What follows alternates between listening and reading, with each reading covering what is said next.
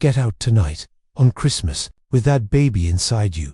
The door slammed before she could answer, and the message meant for her sister flew to the wrong number. That mistake would change everything. Snow fell in thin, quiet lines as the house emptied her out. Not gently, not with regret. The words had come fast and sharp, spoken by people who smiled for photos but hardened when the tree lights went dim. She stood on the porch, one hand on her belly, the other gripping a thin coat that no longer felt warm. The door closed behind her with final weight. Christmas lights blinked through the window, steady and uncaring, as if joy was still allowed inside now that she was gone. She did not cry, not yet. Shock held her upright. Her name was Alana Brooks. She was 7 months pregnant. She had nowhere to go. Inside that house were her husband's parents, people who said family mattered but proved otherwise when it was inconvenient. They had decided she was too much, too loud in her silence, to present in her pregnancy, too black in a home that liked its comfort unchallenged.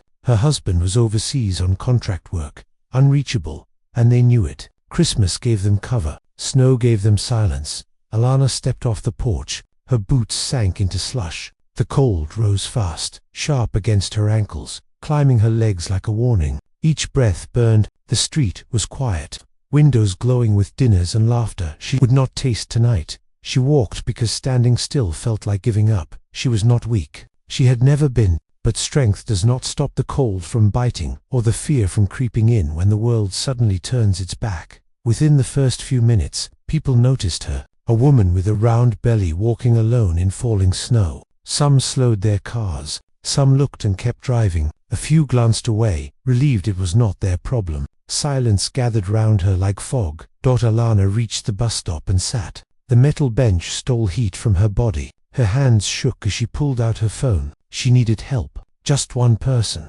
one safe place. She opened her messages and typed fast, fingers numb. I got kicked out. I don't know where to go. I'm scared. Please call me. She hit send without checking the name. The message did not go to her sister. It went to a number she had saved months ago by accident after a wrong digit at a work event. A man she had never spoken to. A contact with no photo, no last name. Just 2 words she never changed, Mr. Park. She slid the phone into her pocket and stared at the snow collecting on the ground. The world felt far away. Her baby shifted inside her, a slow, gentle reminder that she was not alone. Even now, her mind drifted, the way it always did when fear pressed too close. She remembered who she was before tonight. Alana had grown up learning to be quiet when needed and firm when it mattered. Her mother worked double shifts. Her father taught her how to look people in the eye without flinching. She had learned early that dignity was not loud. It was steady. It stayed even when others tried to strip it away. She became a nurse because she believed care could change outcomes. Long nights, short breaks, the smell of antiseptic and coffee soaked into her clothes. She had held hands in final moments. She had whispered comfort when families could not. She had stood strong while others fell apart. Pregnancy did not soften her. It deepened her. The baby had a rhythm now, a presence. Alana spoke to her at night, promising safety, promising love, promising that no matter how the world treated them, they would endure it together. Tonight tested that promise. The bus did not come. The snow thickened. Her phone vibrated once. A reply. Are you safe right now? No name, no questions.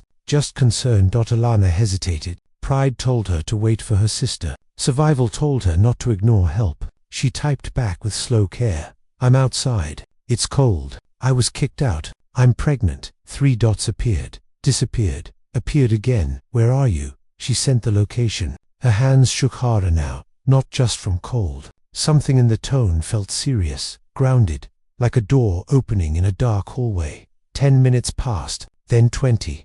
A black sedan turned onto the street, moving slow, deliberate. It stopped near the bus stop, the window lowered halfway. Mr. Park stepped out.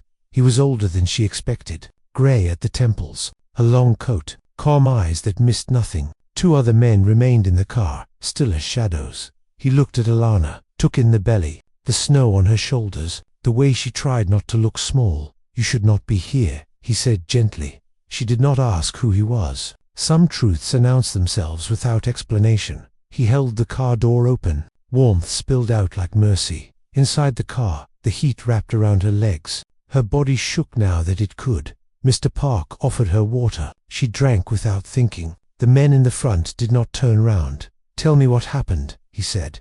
She told him everything, not with anger, not with tears, just facts. Each word steady, each detail honest. The house, the timing, the cruelty wrapped in smiles. Mr.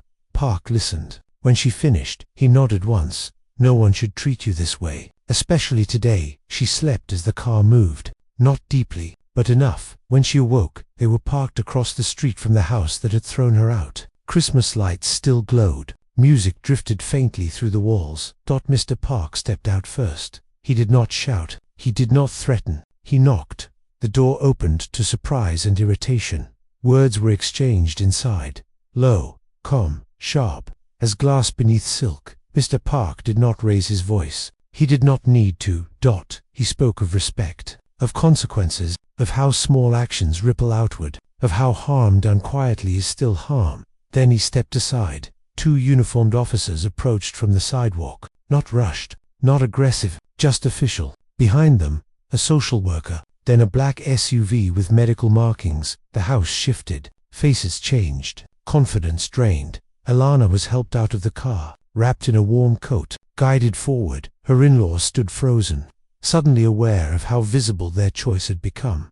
"This is your family," Mr. Park said softly, "and this is Christmas." No argument followed. None was needed. Alana was invited back inside, not as a guest, but as someone owed an apology. The tree lights felt different now, smaller, the room quieter. She did not stay long. She thanked the officers. The nurse checked her vitals. All was well. The baby kicked again, steady and strong. Outside, snow continued to fall.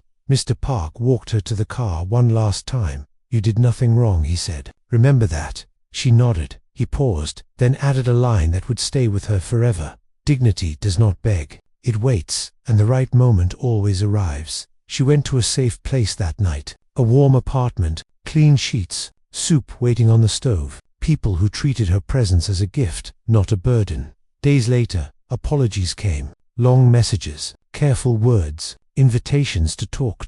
She read them all. She answered none, because some lessons must sit unanswered to be understood. Months later, she held her daughter for the first time. The world felt softer then, brighter, earned. And every Christmas after, she remembered the night she was cast into the cold and found warmth in the most unexpected way, not through noise, not through anger, but through quiet strength and unseen alliances. If this story moved you, share where you're watching from. Tell us what dignity means to you, and subscribe for more stories that honor silent strength and the courage to endure.